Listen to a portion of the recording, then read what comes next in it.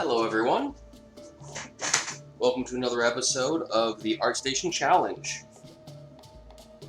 My name is Charles Fernandez and I will be your host as we go through this. Feel free to follow along as I work. I am creating an orthographic, basically front and side view for a character that I will eventually be 3D modeling as part of a challenge created by a website known as Artstation.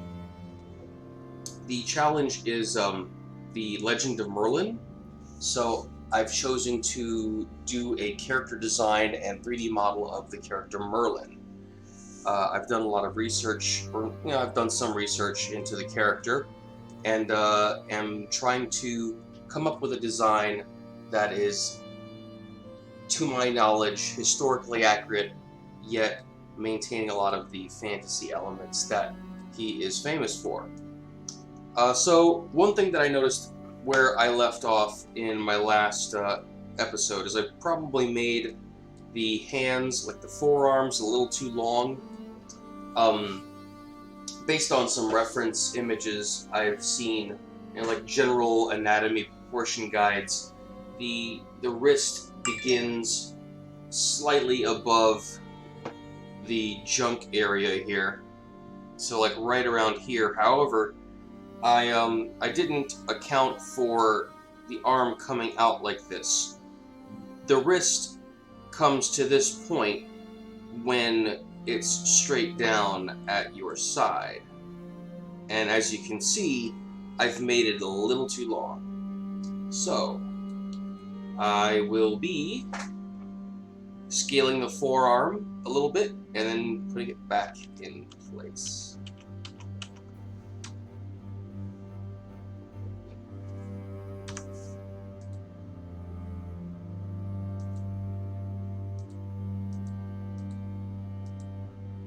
And this will also put the tips of the fingers in a better position as well. They are probably closer to being halfway here. So let's scale this up, or scale it down rather. Oh, and I also discovered, I should have known this a long time ago, but this pivot point here, for a long time, it was just like, oh, this is an easy thing. I can move the pivot point and I can rotate it based on whatever, I can scale it.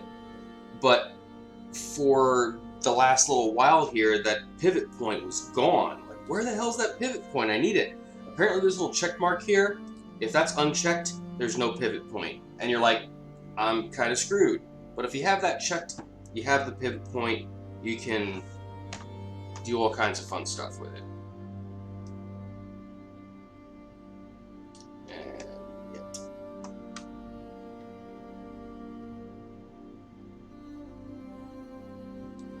That's better.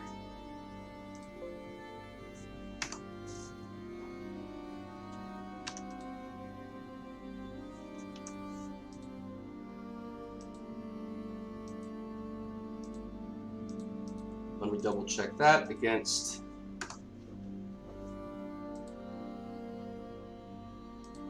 the rest of the body. Pivot point there, put the shoulder, move that down. And that does seem to be a little better. I think the hand itself could be a little shorter now. So I may do that now.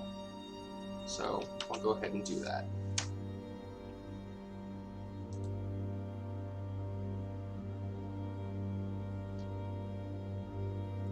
Actually, I think the real issue is the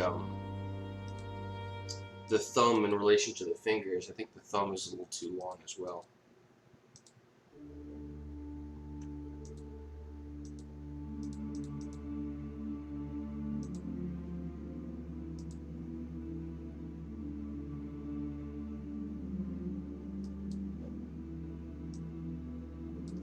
So if you hold down Control and Alt, that will give you the ability to scale proportionately. That's a little too much. scale proportionally based around the pivot point. Control, yeah, all right, so that's good.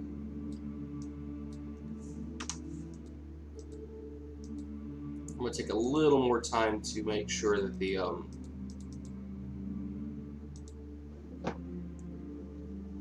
hand proportions are right before I duplicate this and invert it for this half of the. There we go. Yeah, I think that's better. So I'm going to reduce the size of that thumb, and that should be good. That looks accurate to me. Zoom in here. Lasso tool.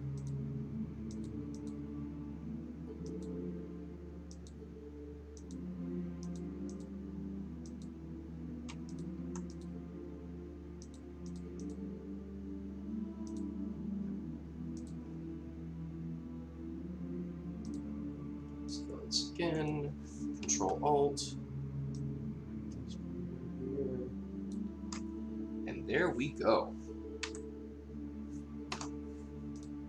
Yeah, like that. All right. Happy, happy. Joy, joy. Let me delete this.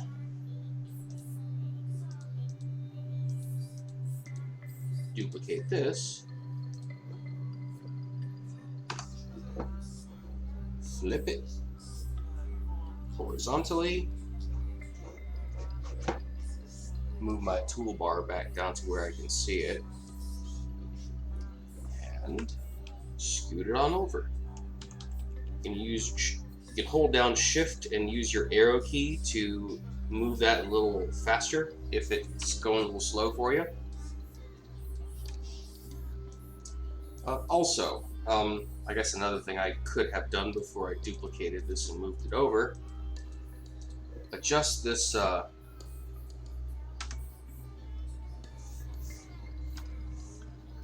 could stand to adjust this eye socket a bit more. That does not quite work.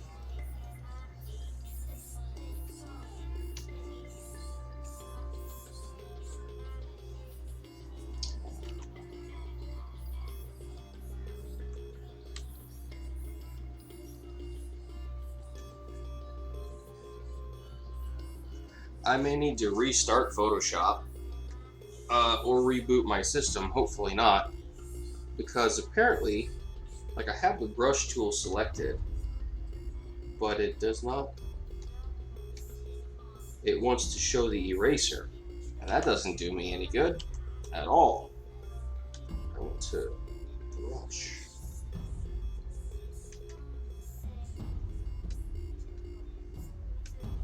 Also, I'd like to use. Do I have a cap lock on or something? No, I do not. All right, so I will be saving this. Oh, there we go. Hold on.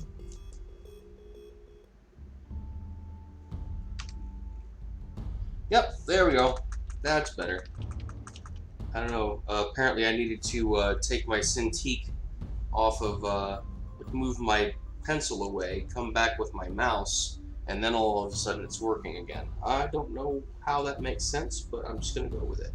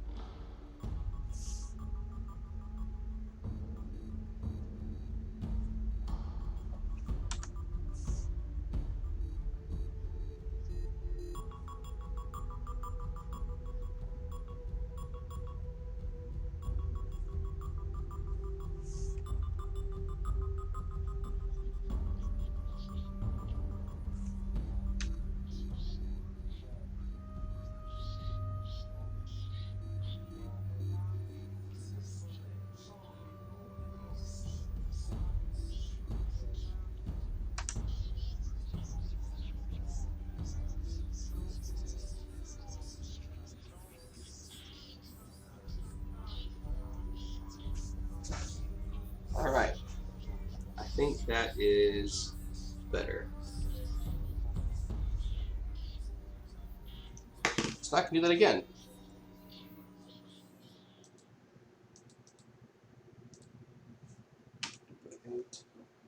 Also get rid of this while I have the opportunity.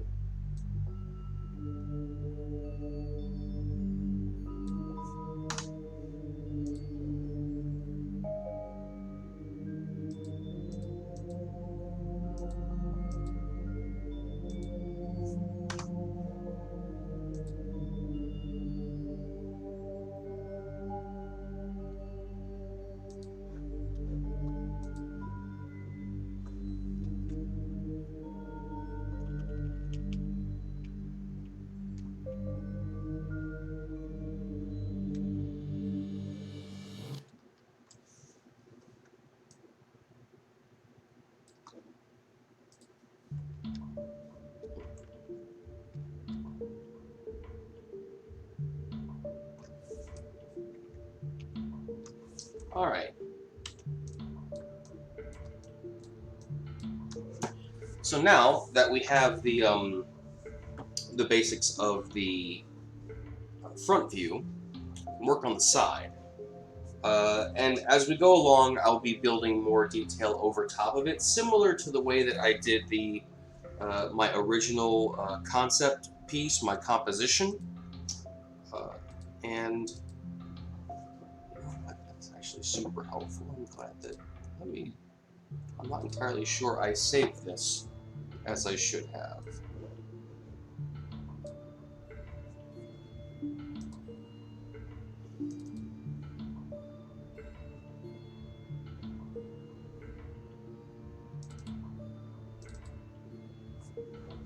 Yeah, I absolutely did not. I feel like a moron for closing out Photoshop. Apparently this is a recovery.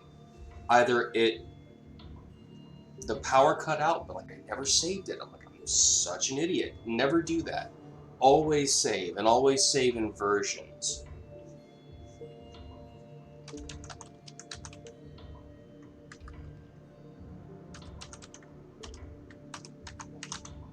Let me actually, here, so you can see it.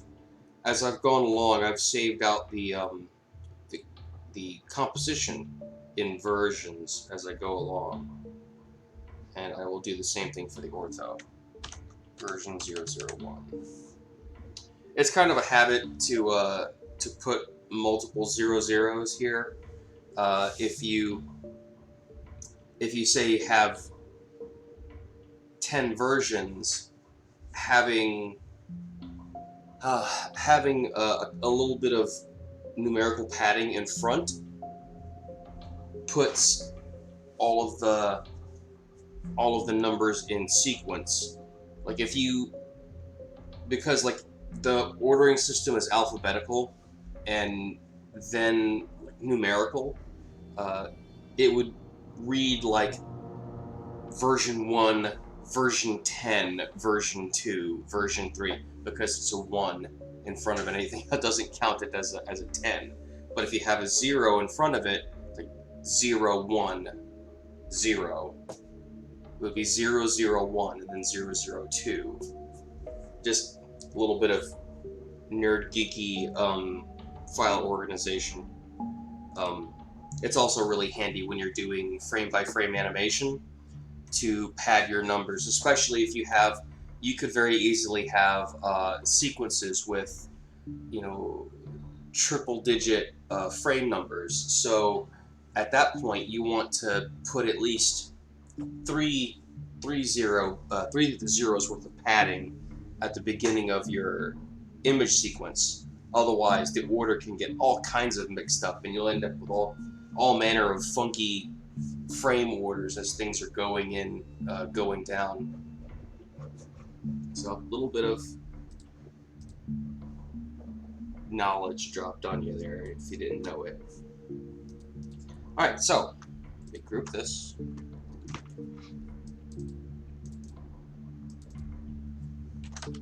Front.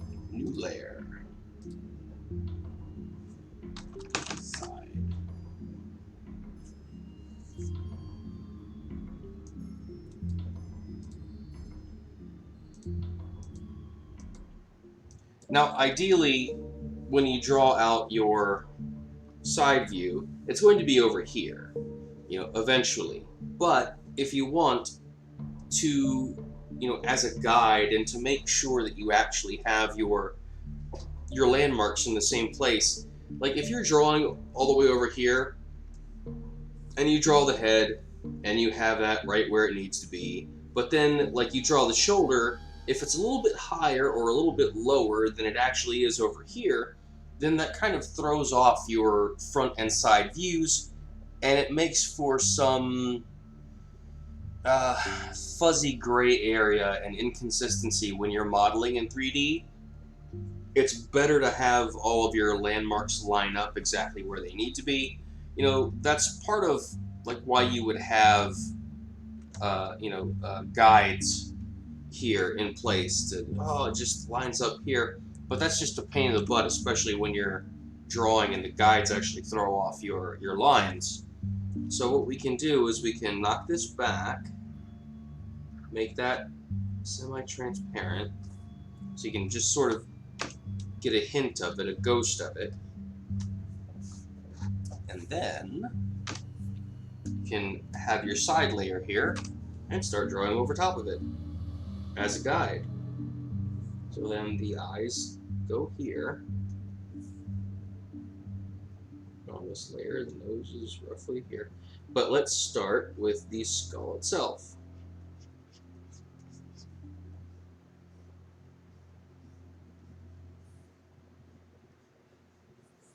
Also, I think I'm noticing that my smallest brush sizes here are really getting kind of broken up, and that may very well be just a matter of I'm not using enough resolution. Sides. Like, this is only an 8" by 8" image.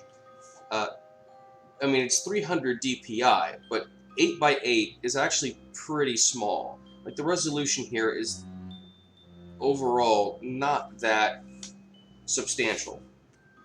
I originally did a 7.5 image, 7.5" image, because it made it really easy to break it up, break it apart into divisions for the use of how many heads tall proportionally.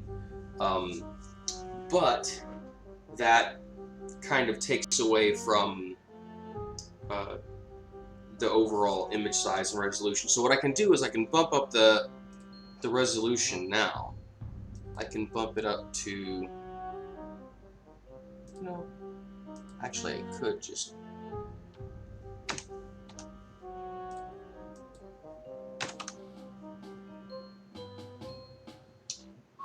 that really increases the file size.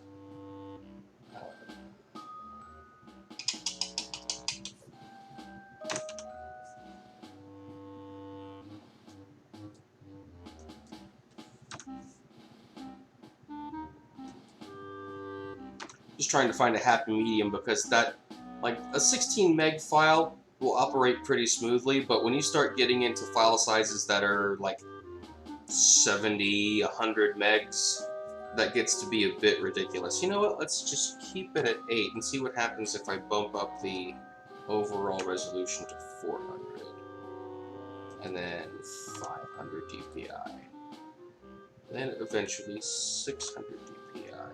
See, that's a little excessive. So let's try keeping it 8 by 8, but at 500 DPI.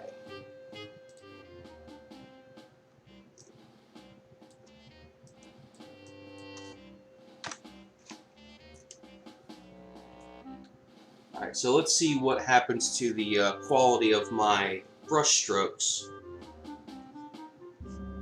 Yeah, you'll see it's not as broken, and I can get much finer lines and still have that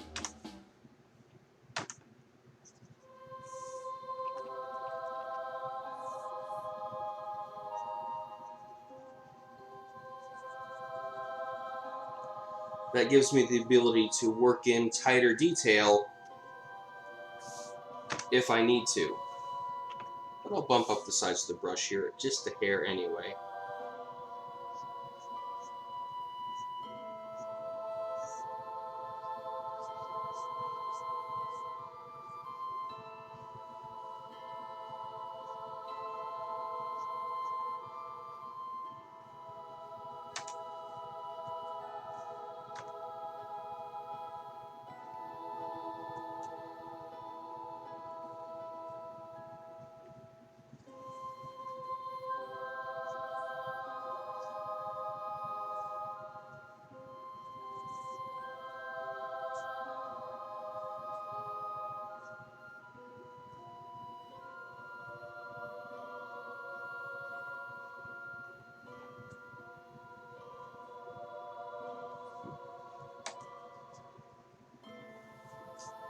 Make sure I'm actually doing this correctly.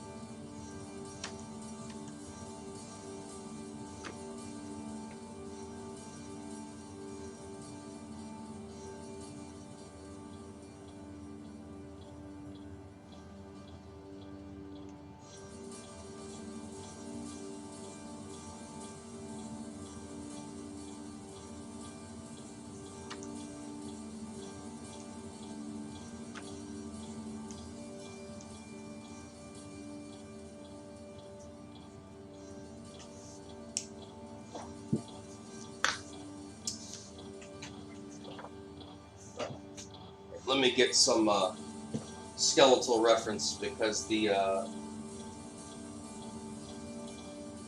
skull doesn't quite look right the way that I'm drawing it, and I know that there we go.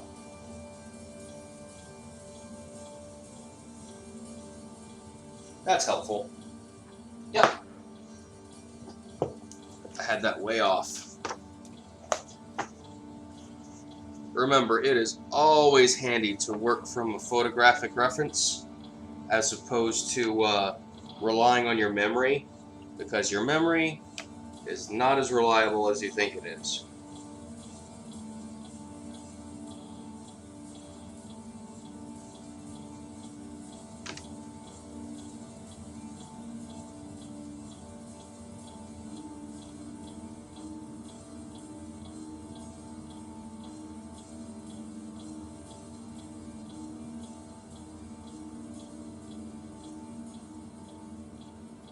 Just because you think you know how something is supposed to go, doesn't mean you actually know how something is supposed to go.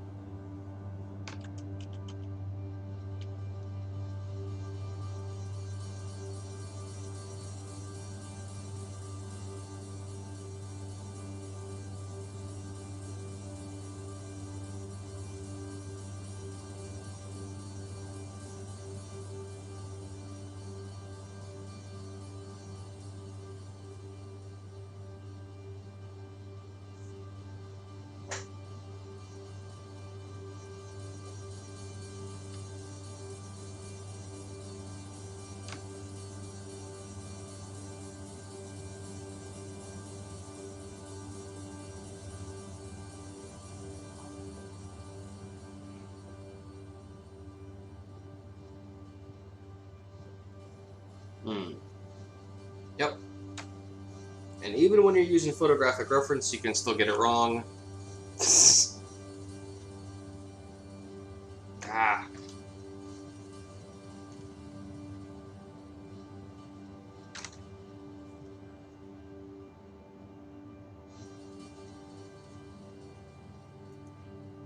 Make sure you're laying down the landmarks as you see them.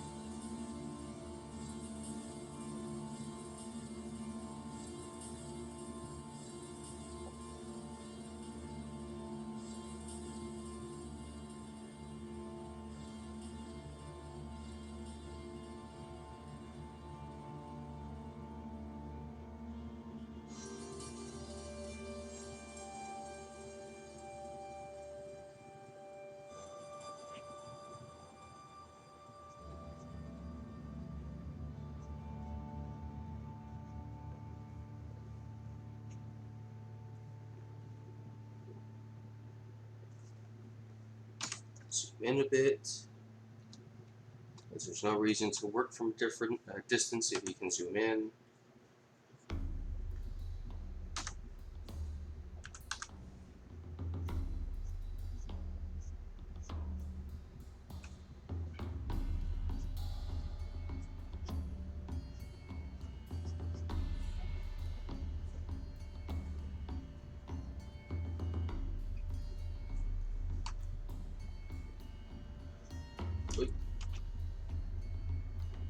If you're going to erase something, better to erase what you actually want to, as opposed to stuff you don't actually want to erase.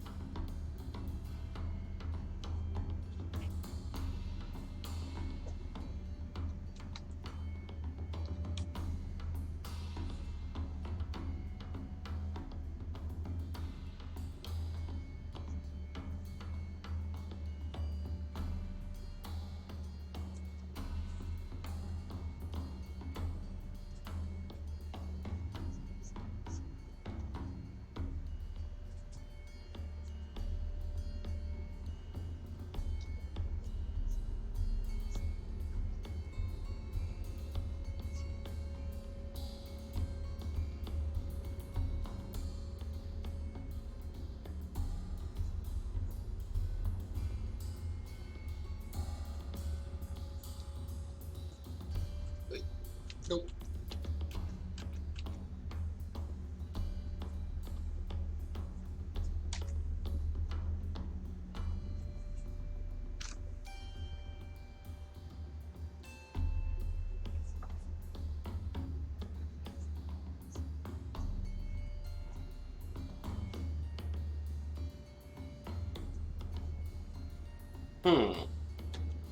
Apparently, I think I messed up my, or at least I made a miscalculation in my front view. Or I just drew it in perspective or whatever when I should have been looking at a more orthographic view. But the jawline here comes down a little bit lower when you're looking at it from the side view. The teeth, I might have this more of a straight. It should be more of an angle, perhaps. Let's take a look at this.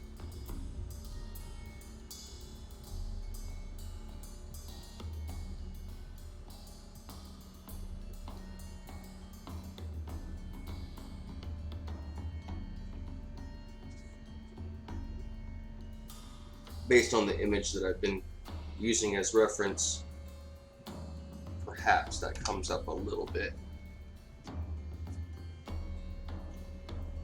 It gives us a little more room here, but I think overall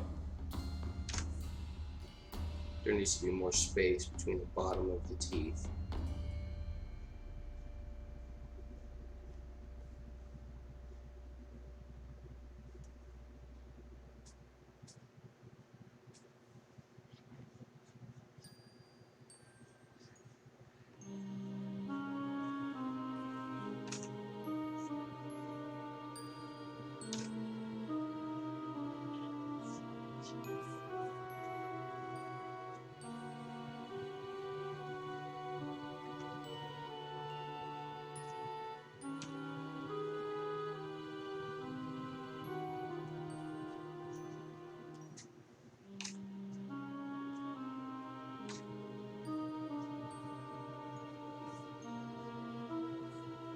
Alright, I think that's a little more natural looking, but that means that I'll need to drop the jaw on my skull here.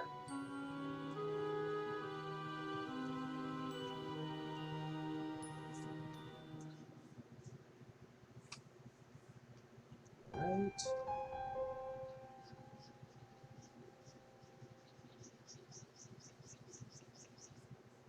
Don't even need that. But basically the rest of the skull, like this, sort of does this number. But then the cranium comes down just a hair.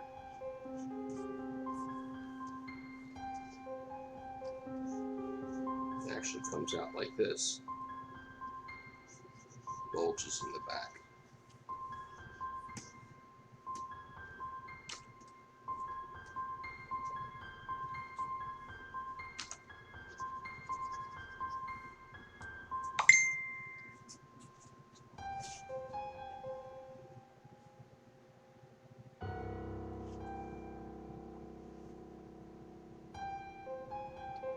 Hold on just a moment.